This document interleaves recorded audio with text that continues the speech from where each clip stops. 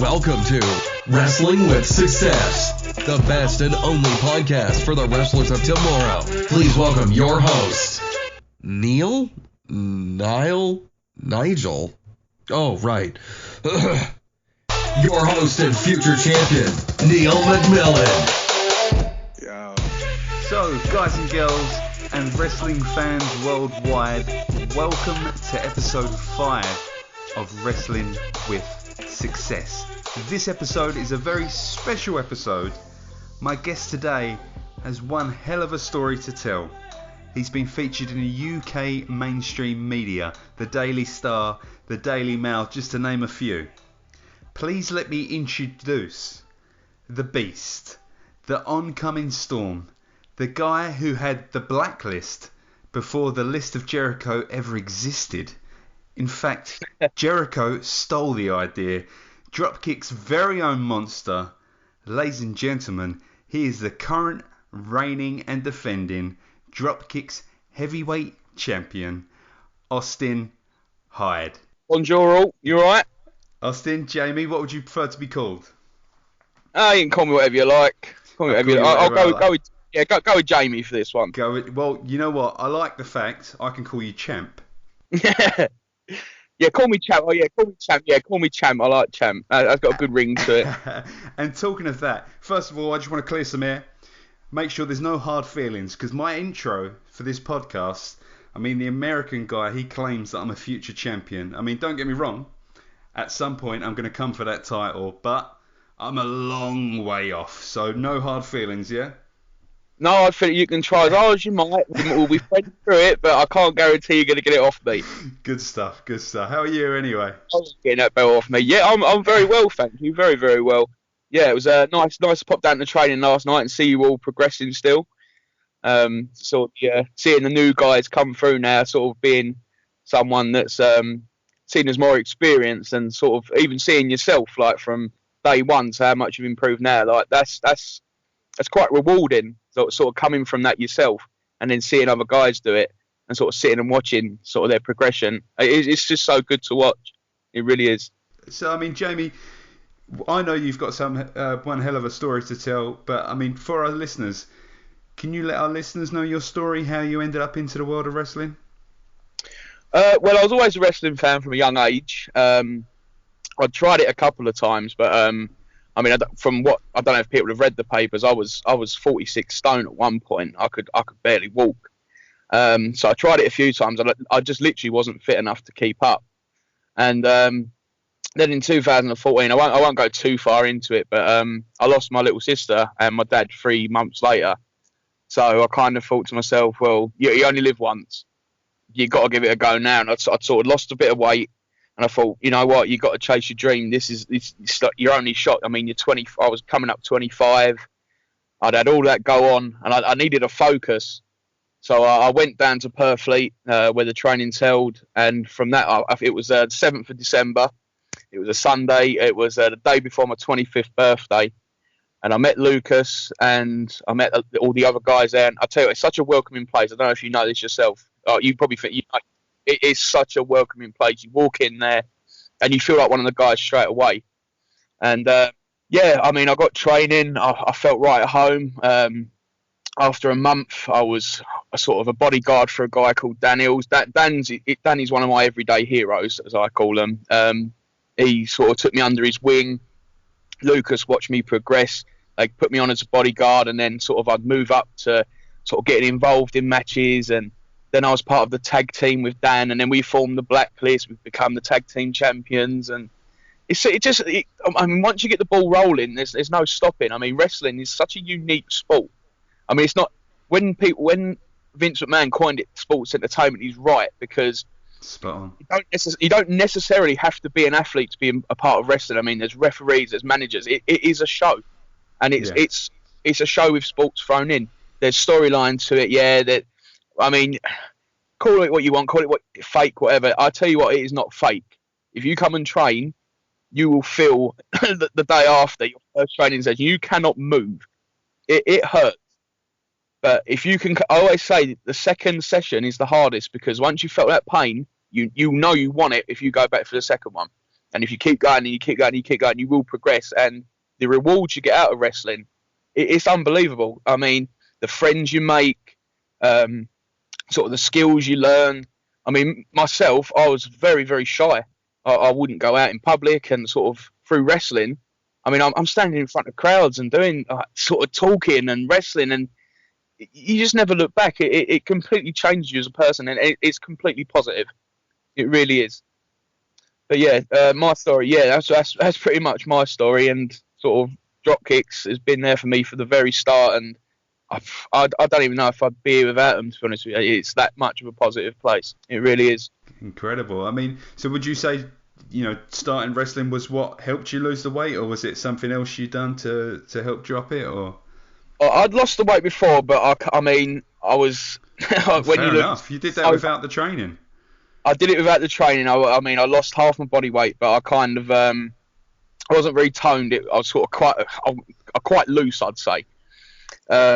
Sort of losing half your body weight from being that big. But wrestling helped me tone up. It helped me get my strength back. I mean, it helped me do things I never thought I'd do. I mean, it got my cardio up. It got my confidence up. Everything to do with wrestling is positive in my eyes. I mean, you go there and you just learn things you never ever do. And like when you can say to people, "Oh, I play rugby, I play football," it's like, "Oh yeah, everyone does that." When you say, "I'm a wrestler," you've automatically got people's attention. They want to know what you're doing, because it's so you just don't meet wrestlers every day, and they're so intrigued. Wrestling's one of those. It's like the circus. Someone goes to you, "I'm in the circus," and you go, "Oh, how'd you learn this? How'd you learn that?" It's because it's not every day, and that's what wrestling is. It's a booze, isn't it? Oh yeah, I agree. It's just it's a bizarre business, but it's a business you want to be part of. You can't get away from it, and sort of just people's interest and talking about wrestling and how you do things, and you just pique people's interest. And it's on the rise all the time. It's coming back up in the UK, over the world, and it's just such a great time to be part of wrestling. So anyone listening, I'd honestly get down to Dropkixx. It is the place to learn. You will never regret it. You will make friends for life. You'll gain skills for life, and yeah, you'll never ever look back. Just give it a try. Honestly, give it a shot. Even if you go once, you could say you've tried it. That'd be my main thing. Yeah, I mean, it's not just the rewards of progressing as a wrestler. Like you said, you meeting all new friends. I mean, the amount of friends I've met just in the space of being there for 4 months now.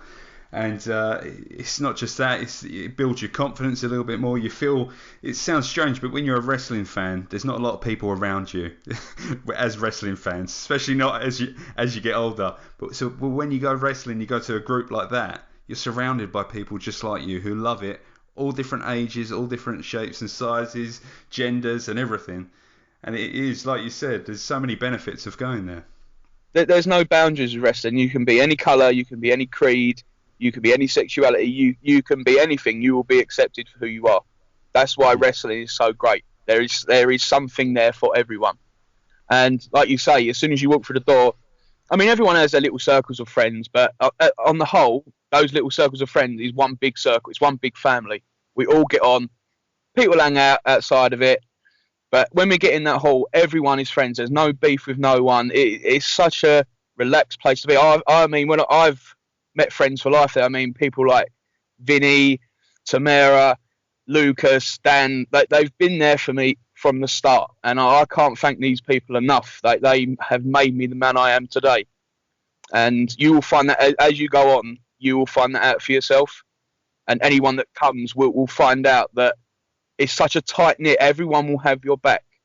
No matter what, I mean, the shows we put on, yeah, we act like we hate each other, but you get in the back, you hug each other, and you go, that's the mystique of wrestling. Wrestling's a magic show. The aim of wrestling is to make it look as brutal as possible, but be as safe as possible. You can't get that in any other sport. It's that trust. It's sort of the exercise where you hold your hands over your shoulders and you fall backwards. That is wrestling for a full 15 minutes. That you put your faith in someone and you trust them, and there's a bond there. That's how you create these bonds. I mean, you're picking up guys and throwing them about, and at the end of the day, you've got to make it look good, but you've got to make it safe. And that's why it's such a tight knit, and that's why you get such tight friendships, because it is yeah, that it is that trust element. Yeah. And it's like Flip Gordon said as well a few weeks ago. He said that you're dance partners. That's effectively what you are. You're both going agree, through motions and trusting each other, and you're performing the two, or if it's a multi-man match, you're all performing for the end goal, and you're all trusting in each other. Oh, 100%. I 100% agree with that. 100%. That's very good. I mean, a guy your size as well, Jamie. I've seen you fly around, do all sorts of moves. And I just want to say that see you doing those moves and the rolls and stuff like that, I know it inspires me, and it's got to inspire all the other guys as well. So I just want to give you a kind of tip of the cap there, Jamie. Oh no, thank you much. Definitely, I can't ever moan and groan when a guy your size is doing rolls and stuff. So, I mean, my style might not be to everyone's taste. Don't get me wrong, but to me, wrestling is fun. It's making the unbelievable believable and enjoyable. If you can see like a 400-pound guy coming off his feet and doing a drop kick, and you think, wow, like you want to go home and talk about that. I've never seen that before, and that's what wrestling is to me. Sort of making people go home and sort of question what they've just seen. Yeah, and sort of, I mean, for me, what I want to get out of wrestling is not being the champion. It's not about undefeated streaks, whatever. It's being an influence on other people. It's being looked up to. And being a guy who's seen of experience now, and you have like the younger guys come up and the newer guys say, "Oh, like nice, like sort of how'd you do this?" And that's such a rewarding feeling, being sort of seen as one of the guys. I mean, you can't beat that feeling of being looked up to in any walk of life, in any situation. But in wrestling, where there's that trust thing of they trust you to teach them how to do sort of suplexes and rolls and sort of things like bumps, like that takes a lot of it. For me, it's like that is the ultimate goal. That is so rewarding for me. Yeah, that's what wrestling is for me. It's just it's just amazing. So tell me about your training then. How did you pick things up quite quickly, or what were your struggles when it comes to your kind of training? I was always quite agile for a big guy. I mean, I could always move. Even when I was bigger, I could kind of move. But when I lost my weight, I could kind of do the rolls and that. But some for me, it was a lot of confidence. Like I knew I could do them, but I always had this thing about sort of landing on my head and breaking my neck. Like whether it was a forward roll, it took me a year and a half to perfect a straight forward roll. I could bump, I could do most things, but it's something as simple as a forward roll. It always caught me out. So. Or for me, with training, what I like to do is sort of try and perfect everything. I'm a perfectionist. If I see something, I want to be able to do it. I want my ultimate goal walking into wrestling was to do a moonsault, and I will one day do a moonsault. It will happen, and sort of it's just getting the confidence, and that's what wrestling is. That sort of anyone can do it. It's building that trust, building that confidence. And sort of giving it a go, getting back up after a fall, getting back up, trying again, and and when you finally do hit something and make it look good, and sort of you get a reaction. Satisfying. I mean, I've done it myself where I've hit a move and guys have gone like Jesus, and that's like you think, oh yeah, I've done it here, and I've watched from the sidelines other guys do stuff, and I've gone like Christ alive, that looked really good. Yeah. And you see on their face, they walk away 10 foot tall. Yeah. And yeah, no, that's what it is for me. It's just practice, just perfect. Sort of do the best you can. As long as you try your best. That if you're walking out there, with your head like sort of down, not giving a toss about it, that's when you've lost it. I mean, if you walk out there and give out your 100%, that's what wrestling is about. Giving your all. Giving the people who come to pay to watch you, giving them a show, making the other guy on the opposite side of the ring look good. It's all a show, whether people want to call it fake, on whatever. At the end of the day, we're going out there and we are putting our lives on the line. It can go wrong. I mean, a lot of us are big dudes. The guy I'm facing at Brentwood, Mitch Davis, fantastic athlete, 260 pounds, 6'5". He moves incredibly well. But at the end of the day, if he falls wrong, or if I fall wrong, or if anyone knows, you can be 7 stone, you can be 70 stone. If you fall over in the street, it hurts. but you got to think we're putting velocity into their moves. We have got to be safe, or we're done for. We can't walk. You know what I mean? You've got to. Yeah. So I just want anyone who's listening to this. I'm going to say it again. Come down and give it a try. Come down to Dropkixx. Sort of learn the basics of wrestling. Learn how hard we have to work. And sort of, I think people will gain more of an appreciation of what wrestling really is. Come down, peeps. So what? Tell us about your very first match then. Well, what was your first match for Dropkixx? My first match was a tag team match. It was against Oliver Peace and Matt Ball. It was me and Daniels, and we won the match. I won with, it was kind of a modified RKO. And I'll be honest with you, excuse my French, but I shit myself the whole match. I was so scared. And something you learn when you are wrestling is the more you go on, the less you think.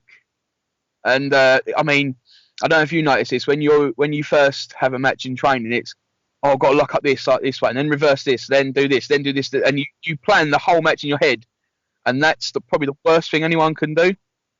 As you learn as you learn the basics, you kind of think, oh, he's got me in this now, I can reverse it, and you tend not to think anymore. It's a bit like driving, it's a bit like riding a bike. Once you know what you're doing, it kind of just flows. And like obviously you got to plan the bigger stuff, the stuff that's got to be safe. But yeah, when you watch the guys in WWE, I don't think people realise how hard sort of when they do like the chain stuff and the strikes. That's the hardest bit of the match for me. That the filling part between the spots. Anyone can do the spot. Anyone can do a power bomb. Anyone can do a suplex, because at the end of the day, it's a one move gig. But filling a 15-minute match and keeping the crowd interested, that is the hardest bit.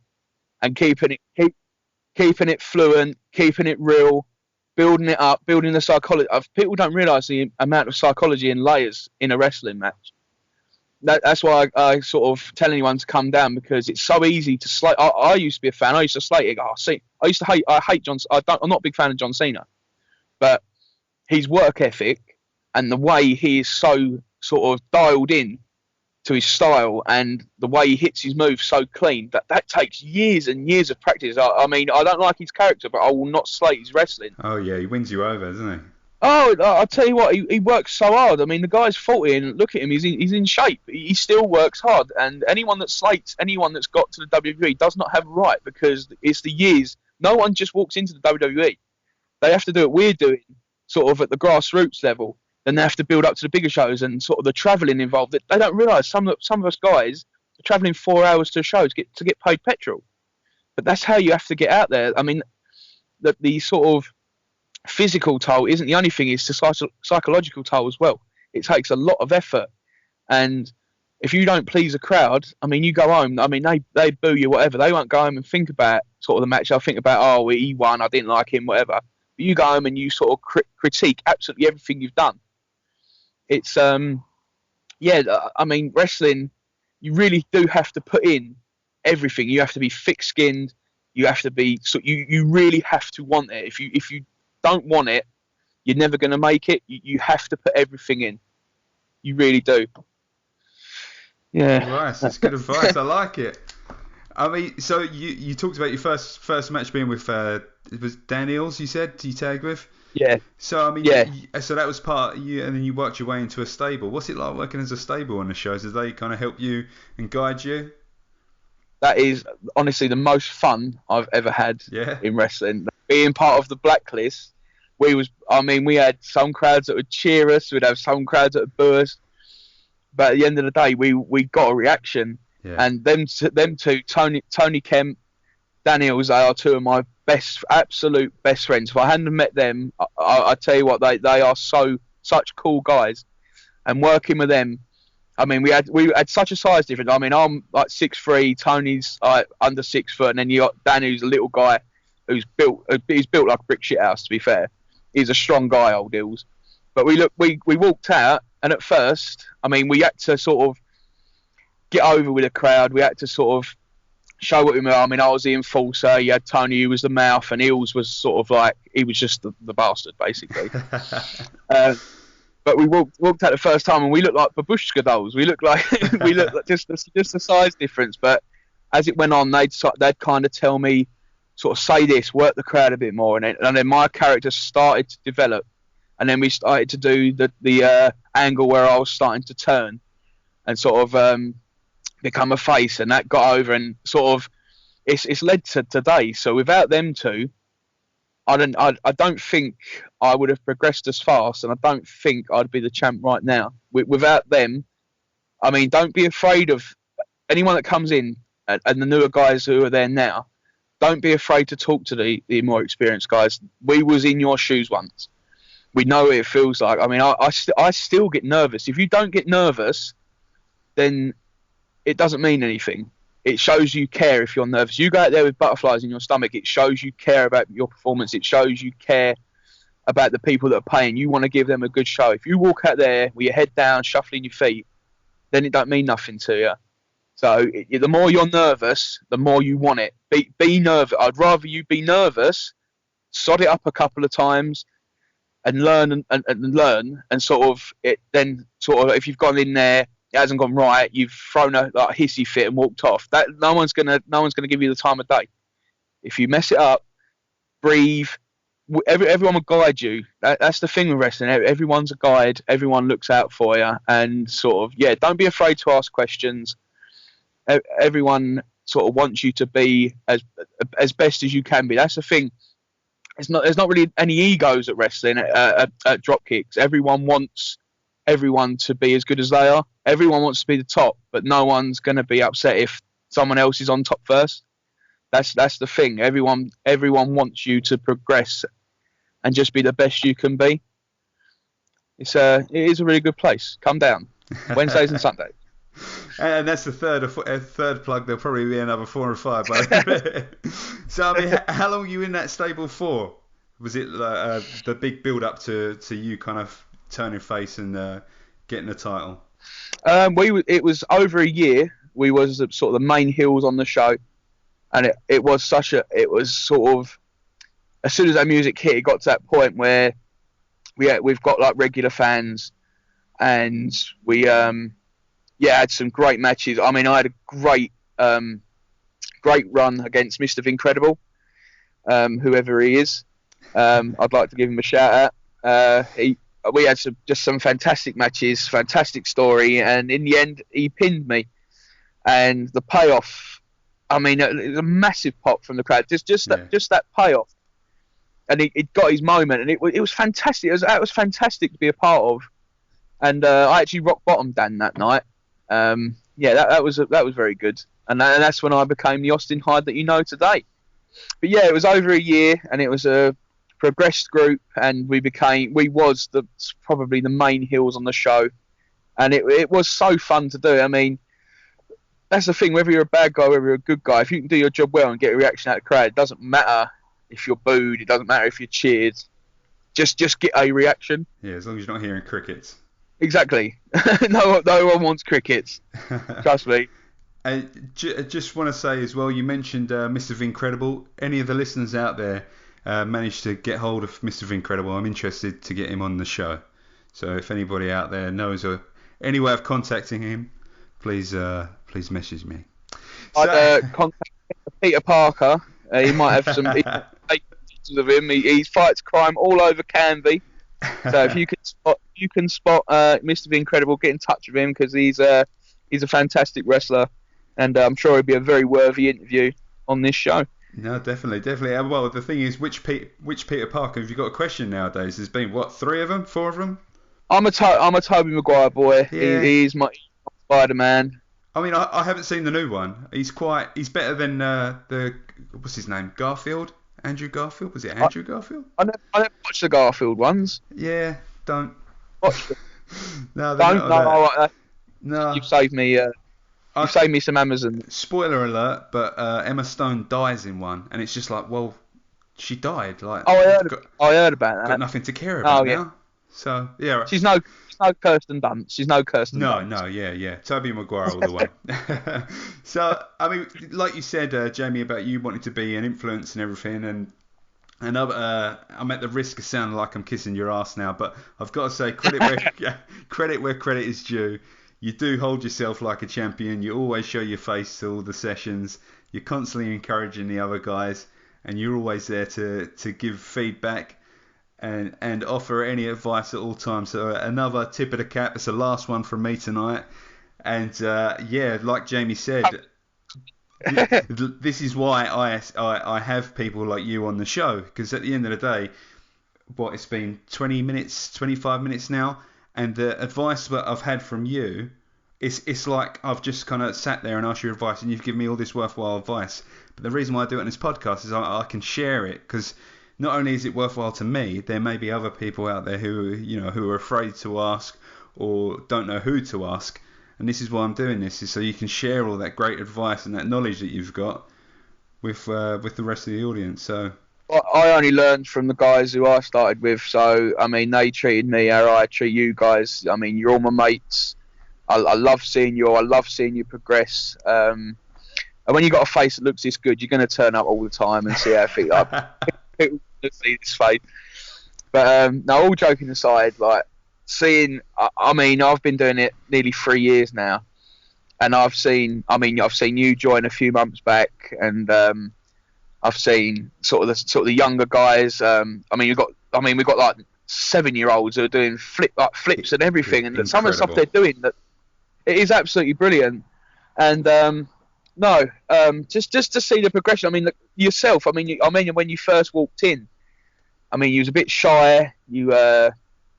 You was a bit apprehensive, but I mean, now looking at you, I come and watched down last night, and you was doing a hill beatdown, and it was really good. Like you needed no pointers from me. I thought it was very good. You seemed to hold yourself really well, and that is the ultimate payoff. Seeing guys just progress and become sort of to the point where they're going to end up getting on shows, and I mean, we're going to see them sort of performing, and I mean, that's brilliant. That is everything you want as sort of.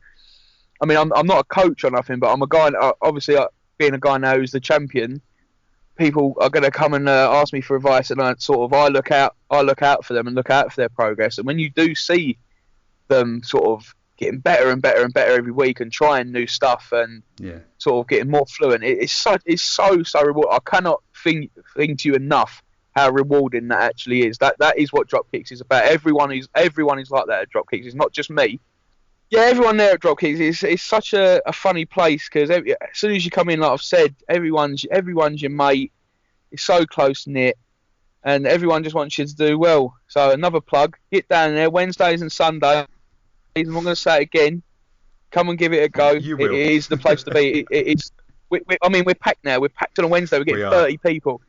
I mean, what's the main feedback? The main things that you would say to the current roster?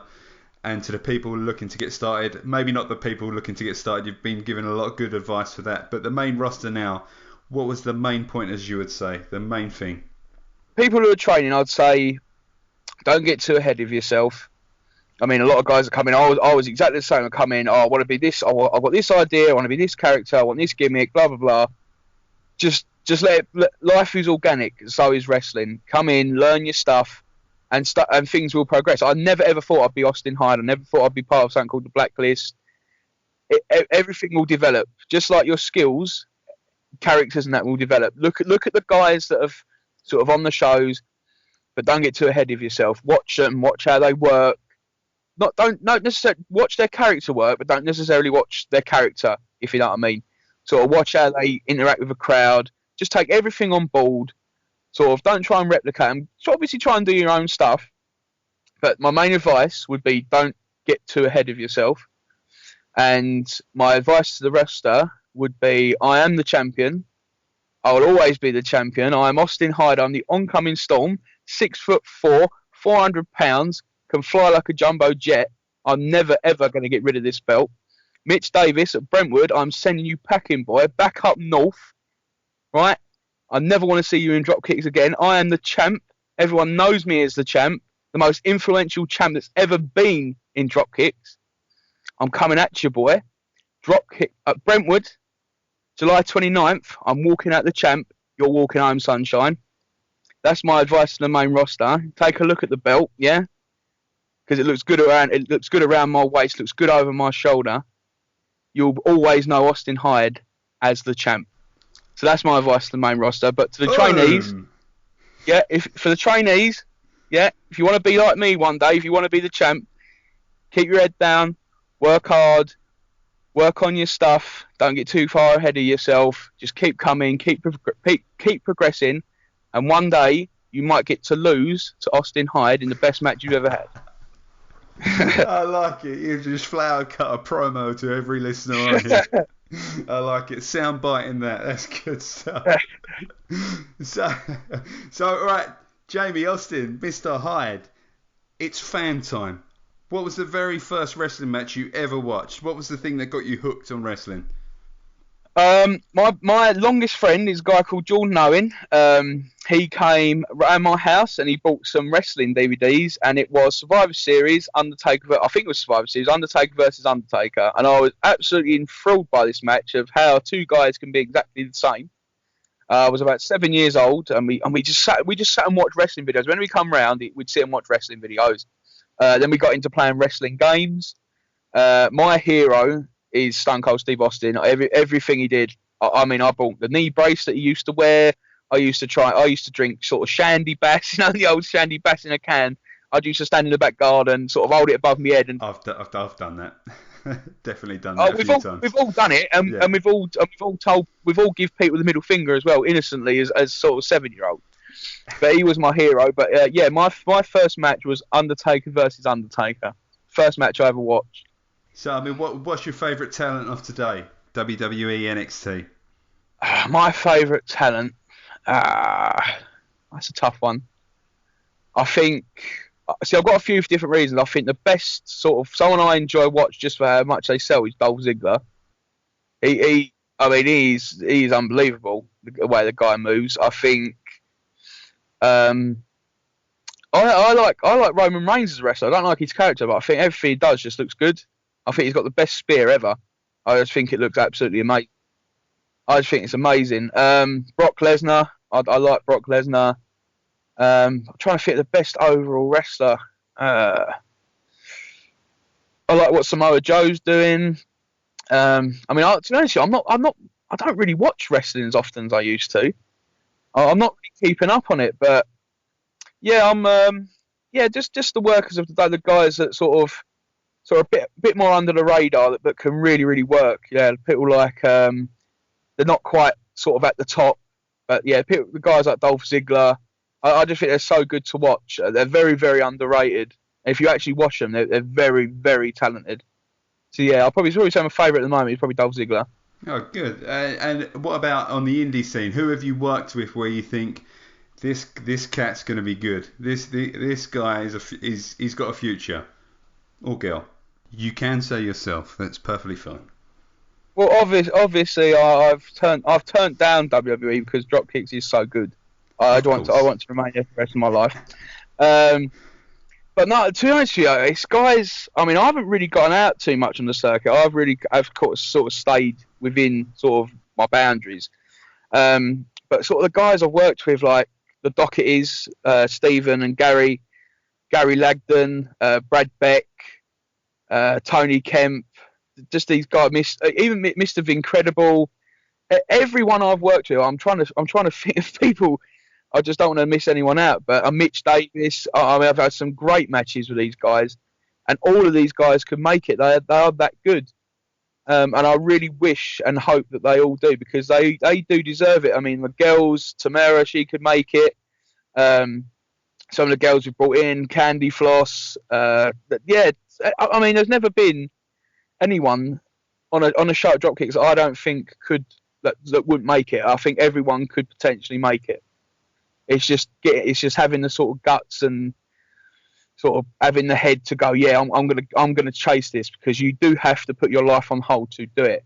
But I think talent-wise, anyone could. Yeah, absolutely anyone at Dropkixx could make it. So another thing, Jamie, I wanted to ask you is cosplay. Now, I've never heard of this before. Yeah. I've never heard of this before until you mentioned it to me. I know there's like Comic-Con and like people dress up for stuff like that. But it interested me because that kind of, there's a whole world there I don't know much about. So what is cosplay? Cosplay is basically dressing up like an absolute weirdo for the day, hanging about in a sort of a London arena, just talking to like-minded weirdos. That's the only way I can describe it. I mean, I'm walking around. I'm a professional wrestler at sort of in the evening, and I'm sort of in the day. I'm going to these events dressed as like the Doctor from Doctor Who. You just wouldn't think it. I mean, I'm an absolutely massive nerd. I'm an absolutely huge Doctor Who fan. My wrestling moniker, the Oncoming Storm, is from Doctor Who. Really? At one point, I walked out to part of a Doctor Who theme. I'm such a fanboy. Doctor Who is sort of the other big part of my life. I know a few of the other guys at wrestling. They're all nerds, like comic books, and that's the thing I find sort of at Dropkixx as well, is sort of a lot of people are very like-minded in their interests, and you kind of talk to people and they sort of, oh yeah, I like this, and sort of we chat about. I never expected anyone in wrestling, because I've never met anyone into wrestling that likes football. Yeah. And I came here and we was all chatting about football, and it's sort of, oh, this is brilliant, and sort of we're chatting about stuff that's not wrestling. Yeah. It is just like, it is talking to your mates, and you wrestle each other on the side. You know what I mean? It's the thing. But yeah, cosplay. It's sort of things from like games and sort of TV shows, films. You sort of dress up as a character. It's a fun world to be part of, to be fair. I absolutely love it. It's a huge part of my life. So. And you said about being a fanboy. The good thing is everyone's secretly a nerd. The thing is now everyone's a lot more open about it, because Big Bang Theory came out, and all of a sudden being a nerd's cool. Oh yeah. So everyone's a nerd. Oh, being a nerd is the fashion. Wearing it. Exactly. I mean, people now seem to think that wearing the big square glasses with a geek chic shirt on makes you a nerd. No, it don't. You're not a nerd. Stop it. You ain't a nerd. Stop pretending. Some of us had to be like you. You haven't been through senior school being a nerd. It was tough, man. It was tough. You didn't know the days. But yeah, I think everyone is secretly a nerd. I think everyone's got their own little obsession with something, and mine just happens to be Doctor Who. Good. I mean, Doctor Who. I mean, personally, I've never watched it, and that's not an insult to Doctor Who, because it's one of those things that where it's gone on for so long, I think I know I would enjoy it and I would get hooked, and I just can't warrant that commitment yet, because I know I don't have room for it at the moment, but I know at one point I'm going to start from the very beginning and become a massive fanboy.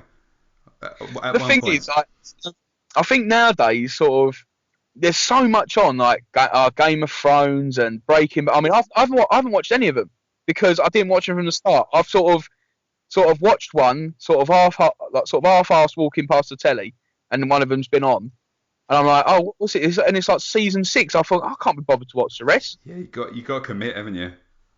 Yeah, it's like.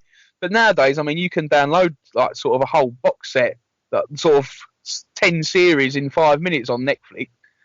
So I mean, it's open now. I mean, like some stuff like the WWE Network. I mean, that I would have sort of dreamt of that as a kid. I know, now it's like too much. You don't know what to watch. It's just too much going on. You really don't. I flick through, and there is so much on. I will literally just think, I can't be asked to watch anything because there is so much. I mean.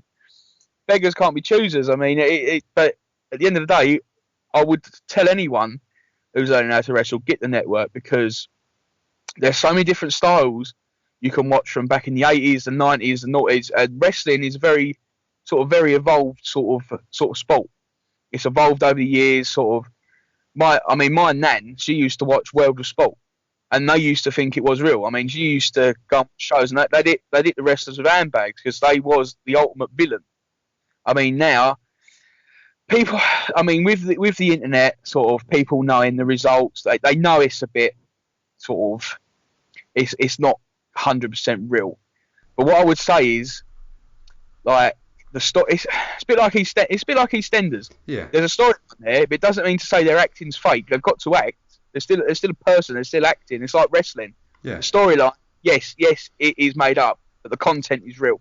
Yeah, it's just like a movie, really, isn't it? It's just another way of another a story that you can kind of sit down, forget about everything going on in your life, and just sit and enjoy it. Well, we are Coronation Street, but we're our own stuntmen. You know what I mean? We are going out telling a story. An intense Coronation Street. We are. I mean, it's like Ken and Deirdre having a massive Barney with steel chairs. You know what I mean? That's what it's like. You're going out there, you're putting on a show, you're putting that intensity, and if you can make people go, "God, did he actually hit him there?" That's the goal. That is what you want. You want to get people questioning whether what you've done is real, because at the end of the day, it is all real, but it's a safe real. It's sort of, I don't want to injure this guy, but I want to make it look like I want to kill him. That's basically what it is. So yeah, it sort of, like I said, content is real. Storyline, yeah, it's a bit thing, but they're good to get into. Wrestling is good. You follow it. You invest in the characters. I mean, at our shows, the people that are coming and watching regularly, they invest in us, and that means a hell of a lot. People are buying shirts and chanting for us, and they know when our music hits. That's so rewarding. And anyone that's training now, that they can be part of that, and they will be very soon if they sort of keep progressing the way they are. It's brilliant to see. Yeah, I mean, also as well, Jamie, that I found out looking online, you're a big Man United fan, is that right? I'm a huge Man United fan. Yeah, I was brought up on Man United by my dad. Yeah. Me and my brother are huge Man United fans. Yeah, I'm quite excited about this year actually. So you're not a typical plastic fan like me, because I haven't been to a game, but I wouldn't say huge. I've been a United fan ever since it was Eric Cantona kicked a fan, and as soon as I saw that, I was hooked, and then I was quite lucky because all of a sudden we became the best football club in the world, and it was kind of I was lucky to have stumbled across Man United. But I've never been to Old Trafford. Have you been to the games in Old Trafford? I've been to Old Trafford. I've been to Wembley. Yeah, I mean we go to the games as often as we can. We'll have to go together one day. You never know. We might meet up, go and watch United. It's an experience. I need to go see a game because I am a massive contradicting plastic fan. I'm the typical plastic Man United fan. So I'd love to go see a game. Yeah, I mean, like you said, this season. I mean, we're talking about football, but I don't care. This is my podcast. We can go off subject for a little while. But I mean, who would you like to see us sign next? We got Lukaku. We got that defender. Who would you like us to go for next? Well, according to the Irish newspaper, we've signed Stormzy, which I thought was absolutely hilarious. Yeah, I mean Lukaku. I mean, I want to see a bit of width. I don't think we've got enough pace down the left or the right. I mean, obviously, I'm dreaming. I'd love to see Ronaldo or the likes of Neymar come to Old Trafford, but I don't know. I mean, I like the idea of Neymar. I do think that's possible. I don't think Ronaldo will come back. I think Neymar possibly. Neymar probably is going to be the best footballer in the world within 2 years. He's got to be. I mean, not many people know this. I taught Neymar all he knew. I'm also a very talented footballer. He got his name from me. My name's actually Jamar. So his name. But yeah, no. I mean, I think everyone can dream of the sort of players I have. I mean, I think money in football now is ridiculous, really. 75 million for a striker is. See, I know everyone talks about sort of inflation and that, but the greatest footballer I grew up watching was Zinedine Zidane. I just thought he was a magician, and he cost 46 million back in the day, and it seems like any decent player now goes for that amount of money. It's yeah, I'm kind of shocked, and it made me fall out of love with football for a long time, just how sort of the money was involved. And I mean, the last time I really sort of was encapsulated by football was Euro 96. I mean, I was 6 years old. I was 7 in the December. But that absolutely caught the nation, that did. And obviously when we won the treble, that was an unbelievable incredible, wasn't it? It's just the way we won it as well. Oh my lord, I don't think anything will ever top that. Yeah, and that was a moment not just for United fans.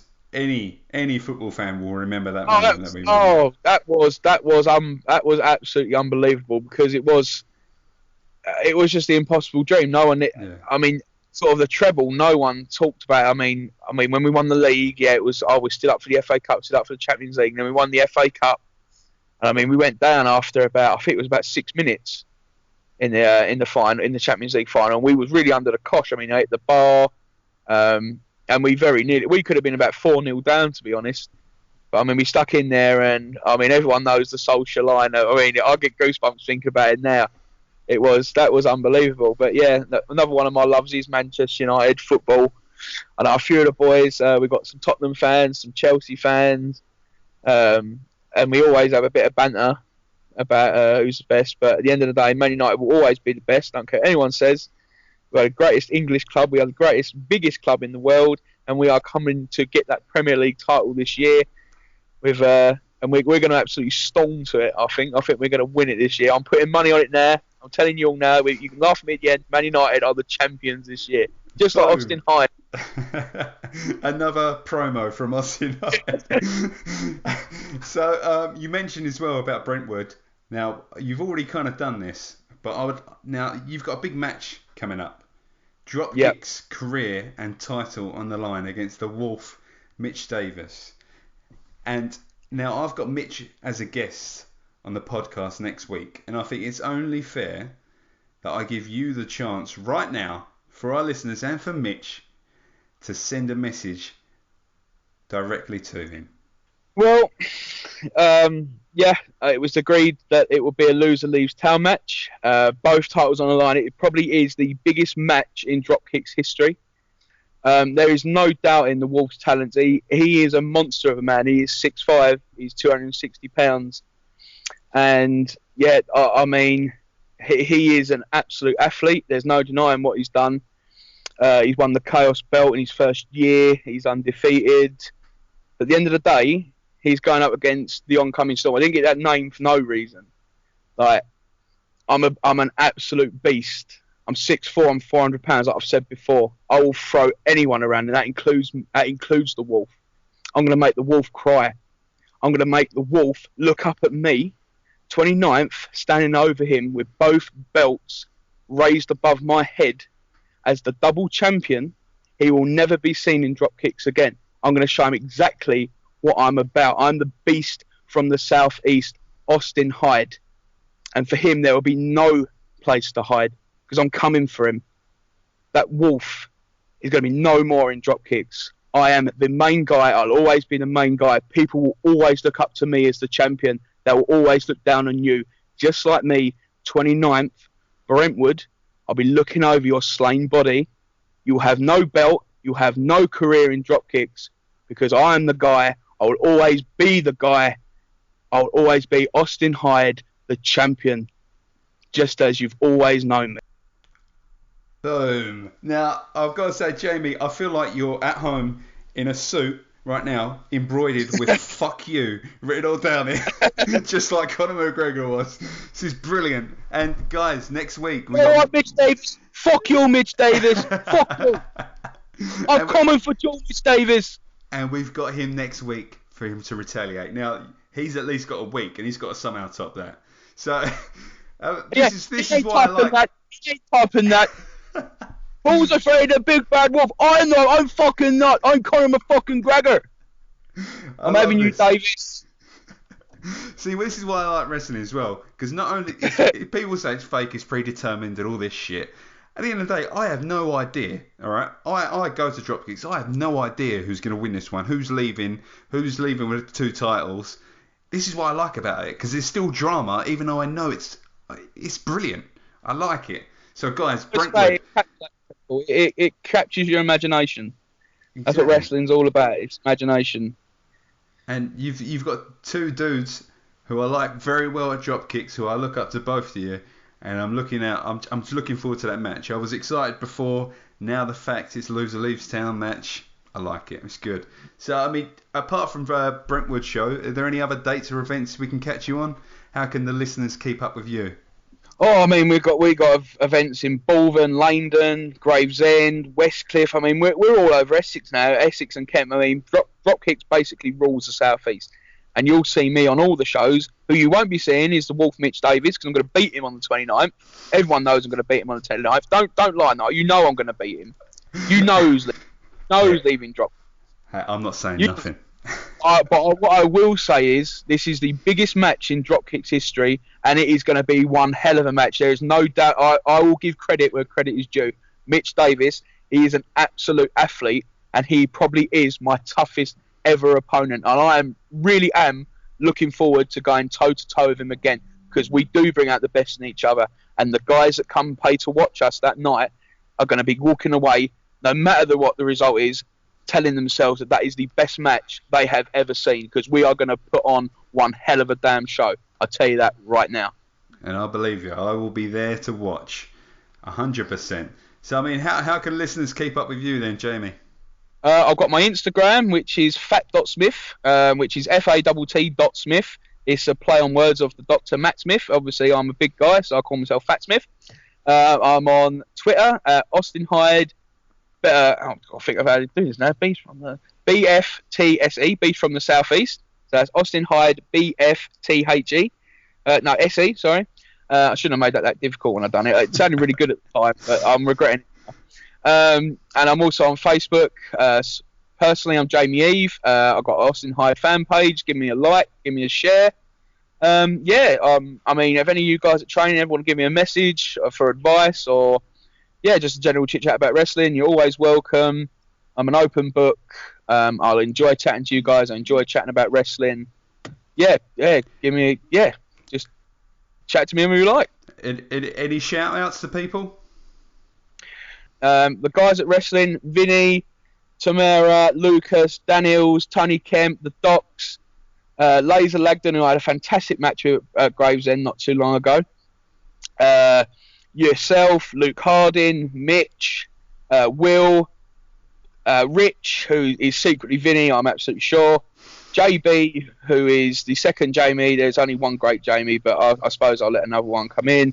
Who else we got? We got the kids. We got Leland and what's the other one's name? I forgot. Nino. What's his name? Him, Nino. Yeah. We've got the new girl Kaylee. Everyone training. I'm trying to think. If I forgot you, I'm really, really sorry. Always give a shout out to my mum, my brother, my nan, my aunt. I'm just doing like an Oscar speech now. No, that's fine. I love everyone that's ever supported me. All the people that come watch the shows, all my mates, all the guys at Dropkixx that have had my back from the start. I cannot thank you enough. Like, from the bottom of my heart, you made me the guy I am today. Not just a wrestler. You made me the guy. You picked me up when I was down. You gave me a place of safety, and I have met friends that I will consider my friends for life. You're not just my friends. You're my family, and that goes for everyone at Dropkixx. Like, you're all special guys in your own right, and keep working hard. You will get to where you want to be one day. The way you're all progressing is fantastic. I'm so proud of you all. And I've just got to say, this is such a professional podcast that's been put together. I think it's absolutely fantastic what you're doing for the guys. I think since you've come, you've sort of given us all exposure. You're such a nice guy. You film the matches every week for people for feedback, and that goes a hell of a long way with people. I mean, you really are a cool guy. I'm very, very pleased to know you personally. Thank you very much. That means a lot, Jamie. Thank you. The podcast that I think it's absolutely fantastic. It really is. I think it's absolutely brilliant. Good stuff. Thank you. Well, Jamie, I've got to say, it's been an absolute pleasure having you on today. I've been in stitches throughout the whole thing. We've had at least 5 promos, and you either better turn up to Dropkixx next week, or you better be a United fan. Okay, that is a message from Jamie that I'm taking away from it. So it's brilliant, and I really appreciate it, Jamie, and I look forward to Brentwood. Yeah, I'm honoured to be on this. I really thank you for the opportunity. Everyone, come to Brentwood, watch. I mean, it's not just going to be the match. It's going to be the absolute show of the year. We've got so much going on. Come down, give us a watch. Come down and train. Give it a go. You will not regret it. So I'm proud of everyone. Everyone that do with Dropkixx, you deserve a pat on the back. So that's me done, I think. Oh, thank you very much, Jamie. Well, guys and girls, that is it for this week. Next week, we have Mitch Davis for his interview, for his reply to Jamie today. So, guys and girls, thanks for following my journey. Thanks for listening to this show. and I look forward to wrestling a match with you all soon.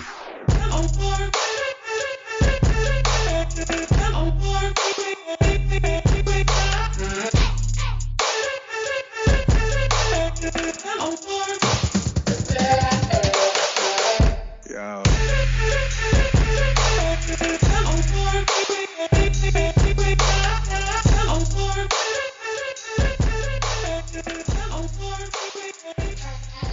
Thank you again for listening, and people, I need your help. I would love it if you could pop over to iTunes to leave this podcast a review. Your reviews are so important to me. I need to understand what you think of the show, and it helps just raise awareness for everyone else on this show. And not only that, guys, if you have a friend or a relative who you know is an avid wrestling fan, please point them in this podcast's direction.